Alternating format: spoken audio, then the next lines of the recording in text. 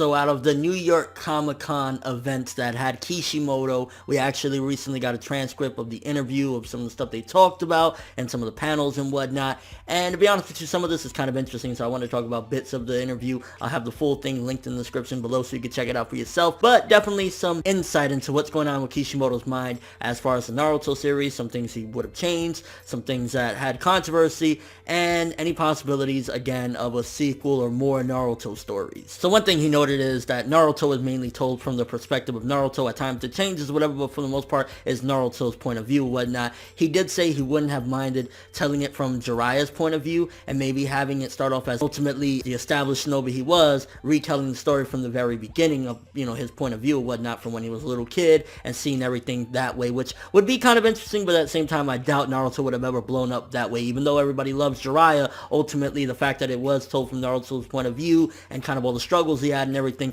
is what I think helped people to gravitate more towards the series. So seeing it from Jiraiya's point of view would have been interesting, but I don't think it would have worked out as well as it did from the way it was told ultimately. Now, one question they definitely asked that I know a lot of people will be interested is regarding more Naruto stories or anything that he might do in the future, which a lot of times he had pretty much shut that down and said, like, Boruto Naruto the movie is the end, but he still kind of has an open mind seemingly. With Naruto, you've created a very rich universe with many characters, and you just did a 7th Hokage in the Scarlet Spring side story, the Boruto movie, which he wrote the screenplay for, and there's also the Kakashi Hiden side story novel that Viz Media is also publishing. That's a lot to enjoy, but are these sequel stories the last of your Naruto stories, or do you think there's more stories left to tell, or after 15 years you're just done with Naruto? There are infinite possibilities right now. If I decide that I want to do more Naruto stories, perhaps I will, perhaps I won't. That said, there is nothing firmly in the works at this time, just that there is always the possibility. Aside from the fact of taking that at face value, ultimately what I think he's saying is, maybe one day I might do so, because you never really know at the end of the day. Maybe times might get hard at some point and he might need some extra income.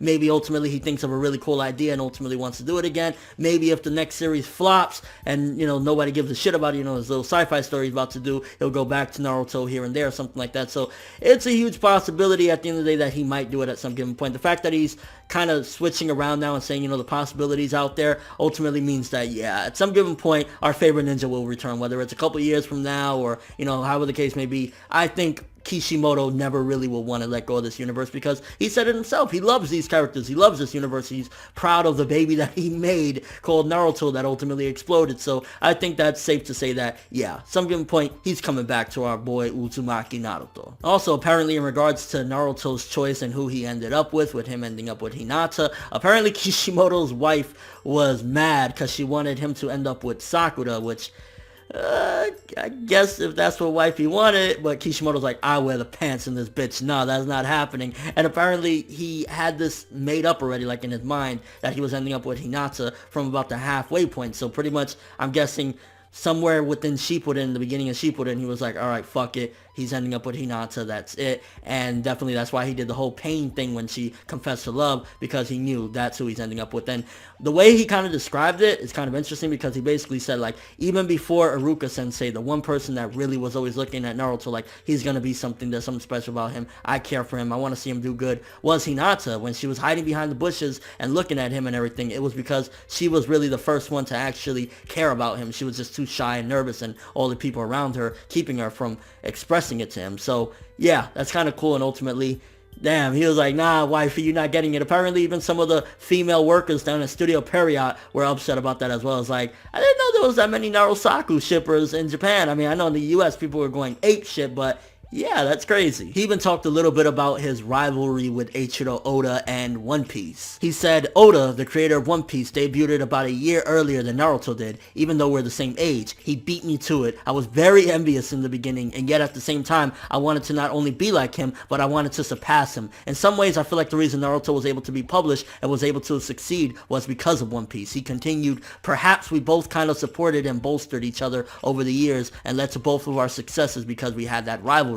When one of us did something, the other one had to outdo the other. And that kind of kept both series going. So if you think about it, a lot of those times when we would joke like, the big three brought it this week, Naruto did this and Bleach did that and One Piece did that, it's probably because the manga purposely would be like, I'm going to bring my A game this week because Oda's doing it and, you know, this and that. So that's probably why a lot of times we would have, like, remember when the Obito was in Hell chapter? He's like, I'm in Hell. And at the same time, that was when Captain Yamamoto bit the big one. It was like, yeah, they were probably competing, like, who was going to rock it that week. So I think rivalries, even with me, including myself, to be honest with you, like, when I'm in competitive nature and competition, it definitely helps me to bring out my A game and step it up and really think hard about how I'm going to approach the situation. So it's really cool to see that at the end of the day, all the people that were bitching and fighting and hating each other, these two were laughing and saying, I'm going to beat him, but they were doing it in a respectful manner, and that's pretty cool as well. So what is Kishimoto doing during his well-deserved break from the weekly manga making grind? For one thing, he's minding his health by taking up jogging and weight training. He's also been spending time reconnecting with his family. He mentioned that the Boruto movie is inspired part by his relationship with his sons, which kind of makes sense at the end of the day, that his children would be like,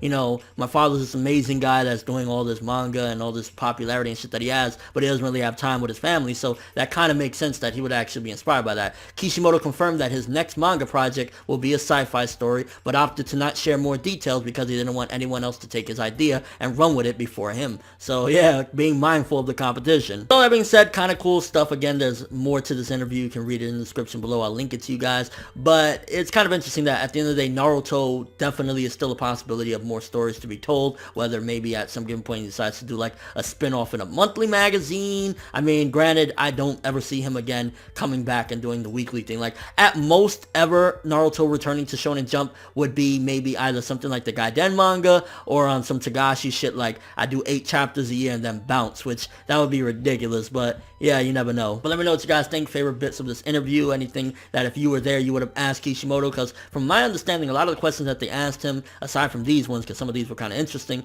were like really silly. Like, I remember when I was watching some of the live stream, like they asked him like, oh, do you like Ninja Turtles? And they had like a conversation about Ninja Turtles, like, would you do a crossover with Ninja Turtles? Like, I was like, what the fuck? Why are you asking him that? I get it, ninjas and everything, but it's just weird. Hey, overall thoughts, but that's all I have for this one. Thanks for watching. Hope you enjoyed. If you liked anything I had to say or enjoyed the video, drop me a like. I'd greatly appreciate it. And if you haven't subscribed, if you could do so as well, that'd be amazing. I'm ForneverWorld, and as always, people, have an awesome day.